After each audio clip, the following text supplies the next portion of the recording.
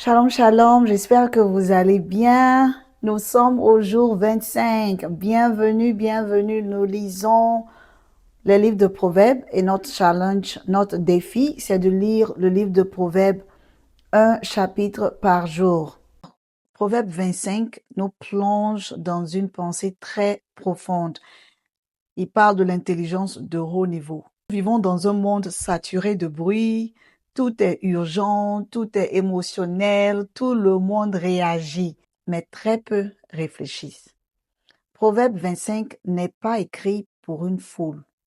Il est écrit spécifiquement pour ceux qui veulent passer du réactif au stratégique, du bruyant au maîtrisé, du commun au royal. Proverbe 25 n'est pas écrit pour une foule. Il est écrit spécifiquement pour ceux qui veulent passer du réactif au stratégique, du bruyant au maîtrisé, du commun au royal. Seigneur, nous te bénissons pour ta parole.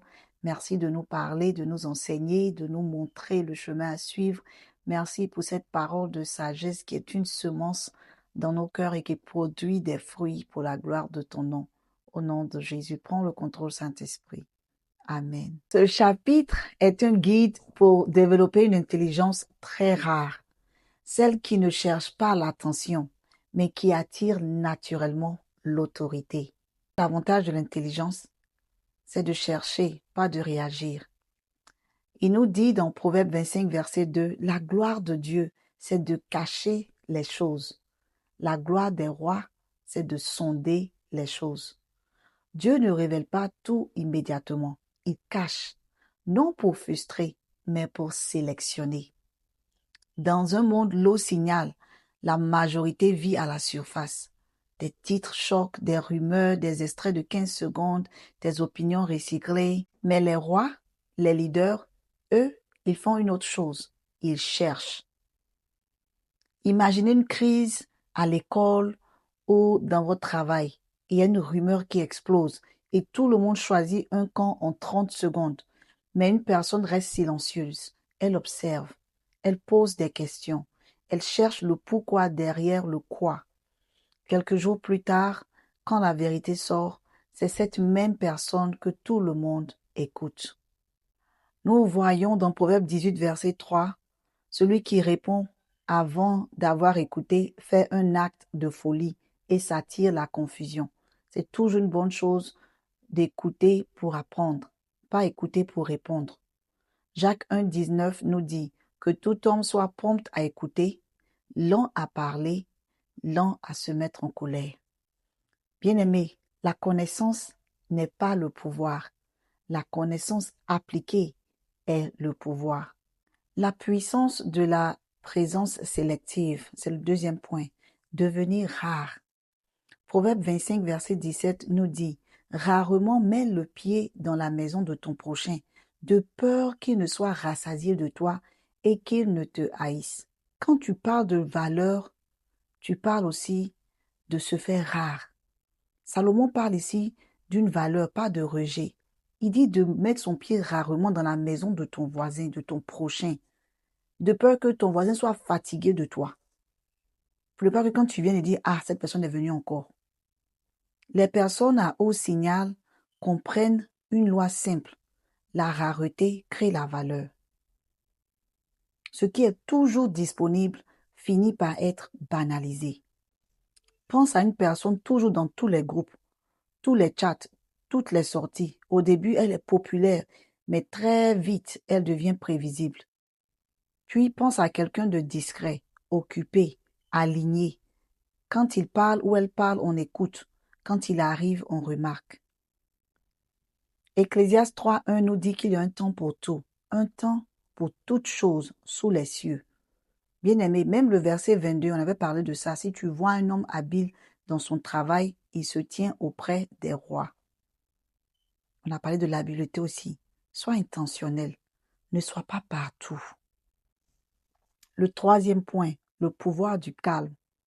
Proverbe 25.15 nous dit « Par la lenteur à la colère, on réfléchit, un prince, et une langue douce peut briser les os. » Cela veut dire que le monde croit que le pouvoir est dans le volume.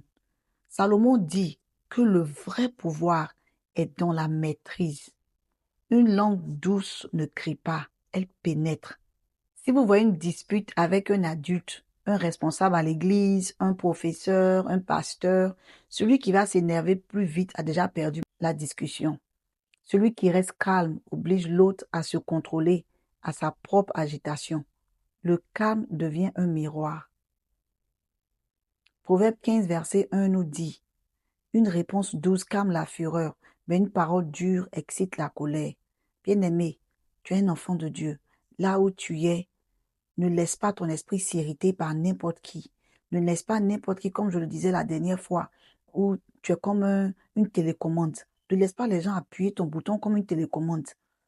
Parce que Satan aussi, il rôde autour. Il cherche à ouvrir une porte. Et la colère ouvre des portes qui peuvent même empêcher quelqu'un à se marier, quelqu'un à avoir du travail, quelqu'un à accomplir sa destinée. La colère n'est pas bien.